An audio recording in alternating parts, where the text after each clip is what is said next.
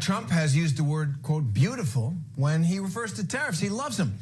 But the beauty, of course, is in the eye of the beholder. That old sauce holds true. So true. And farmers are bracing for the potential impact of Trump's latest tariff threat against some of the country's biggest trade partners. Some are looking back to Trump's first term as a guide for what could happen when he takes office again next month. Joining us now, John Fleming, a soybean farmer from North Carolina and a board member with the State Soybean Producers Association. So, John, Elon Musk has said that Trump's economic policies could cause short-term pain before long-term prosperity. Well, short-term pain won't mean much for the world's richest man, but are you concerned with what it could mean for you? Well, first, thank you for having me on. Yes, obviously we're concerned. President Trump has talked about tariffs quite a bit, and specifically singling out China. That's our largest trading partner by a wide margin in the soybean industry. I think Elon Musk's description is probably pretty accurate. There's going to be some short-term pain. The hope is for long-term gain. Hey, everybody. Welcome back. As you can see by the intro clip here, we're going to have a civics lesson today. We're going to talk about trade and tariffs and how they actually work. Because a lot of people, including myself, until 3 or 4 years ago, did not understand the process of how tariffs were actually implemented. So, first of all, what gives anybody the right for tariffs? Well, according to the U.S. Constitution, Article 1, Section 8, it grants Congress the power to lay taxes, duties, and imposts and excises. It also gives them the right to regulate with foreign nations their commerce. And now, everything kind of lays with Congress. They're the ones that are supposed to be in charge of this, but it's been done in the past where Congress, while retaining the ultimate authority, has given the president power to work on things with tariffs, and delegated the power to him in response to some of the trade wars that we've had with other countries and different things, like we see going on with tariffs against Russia for their crimes against the Ukrainians and such. Okay, the president is allowed to do this. We gave him the power. Now, why tariffs? So there's a couple of reasons for tariffs, and I'm going to go back to something that I was involved in my younger years. Obviously, I've been a motorcycle rider all my life. I had a motorcycle before I had a car.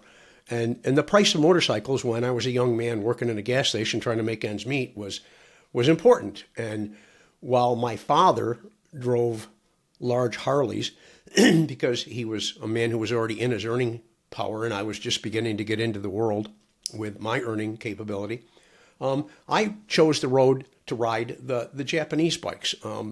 One, they were a lot less expensive. They were easier to fix. Yeah, that was metrics, but I'd already been working with metrics and other things that I was doing in the world. And honestly, the two didn't compare.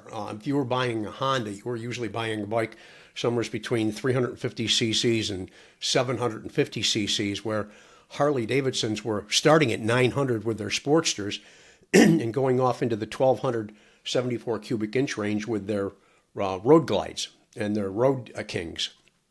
So they really didn't compare. But at the time, Willie G., the great-grandson to the Harley Davidson company, Willie G. Davidson, went to the U.S. government and said, geez, we really need some help against the foreign power of Japan with their lower-priced bikes. We can't compete against them. And in actuality, in hindsight, for just this conversation, Harley and Honda didn't really mix. I mean, if you were buying one, you were buying it for a reason. If you were buying the other, you're buying it for a reason. And really, the price didn't matter. But they did seek help from the U.S. government, and instead of the government giving them money, Reagan gave them a tariff. The price of importing Japanese bikes was 4.5% tax, and that was the cost of doing business in the United States and making a profit, which is fair, okay? But when Harley Davidson went to them and asked for, equal playing ground, Reagan raised it to 49.5%. Now, I was buying motorcycles in that day, so that meant suddenly I've got a 50% increase on any motorcycle 750 cc's or larger. Well, that kind of put the wrinkle on Honda's most imported bike, was this Honda 750. And it would be the same with Kawasaki and Yamaha and Suzuki in the future. So that slowed down the market, or it was intended to slow down the market. And it did for a little bit, but not enough to save Harley Davidson. Harley Davidson would become more or less the shadow of what it is today. And it is my beloved motorcycle company. It's the last American-made bike right now, and the heritage of all of the bikes that sat out there from the early 40s to now, actually the early 30s to now, is in the balance. But it didn't help Harley Davidson in the end, and I, as a consumer, bought the Japanese bike anyways.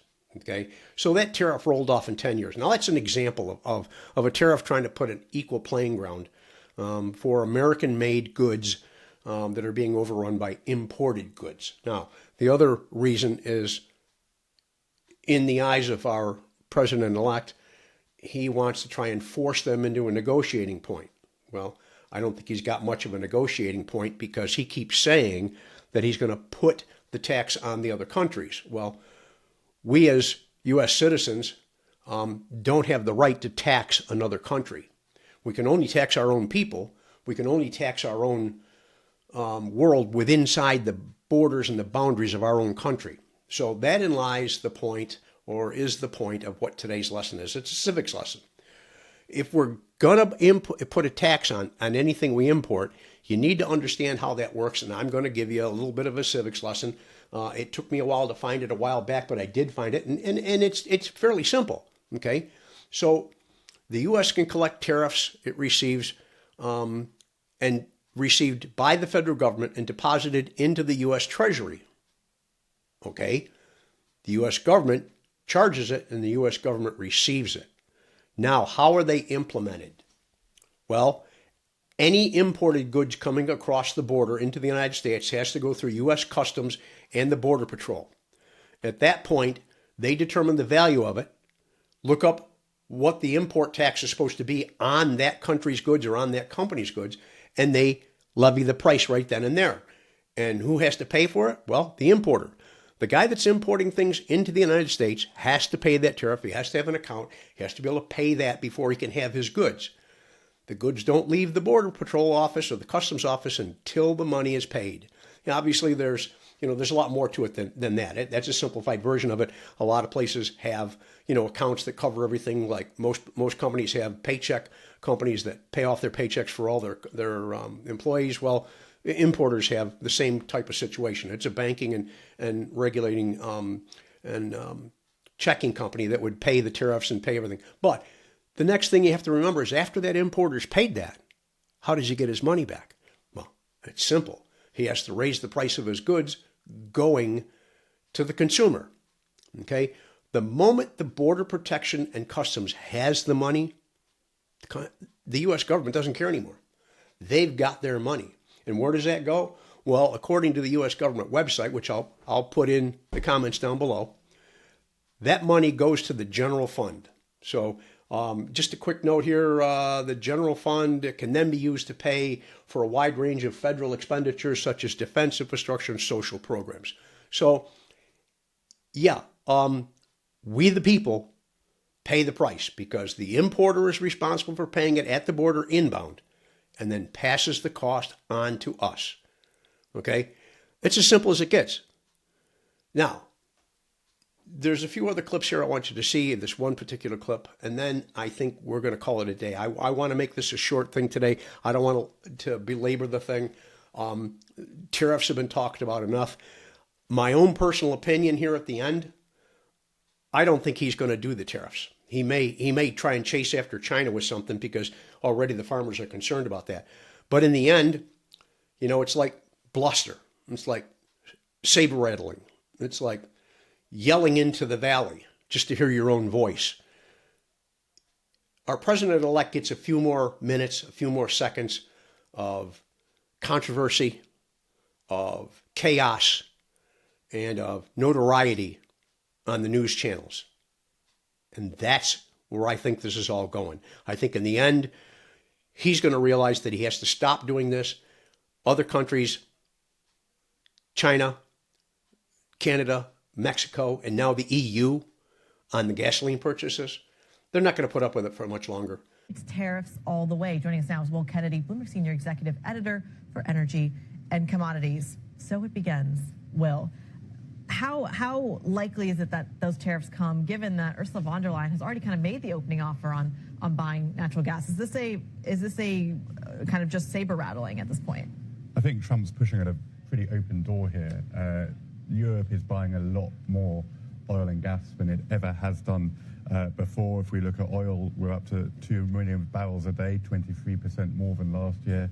If we look at gas, clearly the European economy can only function because it's replaced most of the gas it used to buy from Russia from the United States. I think that European officials have said that they would like to replace the remaining sliver of Russian gas, which is both LNG and this pipeline gas for Ukraine, which we think is likely to stop at the end of the year. I think officials would like to replace that probably with imported gas, mostly US. And then he's going to find himself on the outs. As it is, as a convicted felon, he's not allowed in a lot of other countries, even though he is the president of ours. He won't be allowed there. That's why the Canadian Prime Minister went to Florida to visit him, because he couldn't invite him into Canada because he's a convicted felon. Thank you very much for listening to tonight's podcast. If you like what you see, if you want to help me out with growing this channel, please like and subscribe and share this with some other people that you know. It's starting to grow. I'm really happy with what I'm seeing, and I'm really thankful for all of you that listen, and for all of you, those of you who have already commented.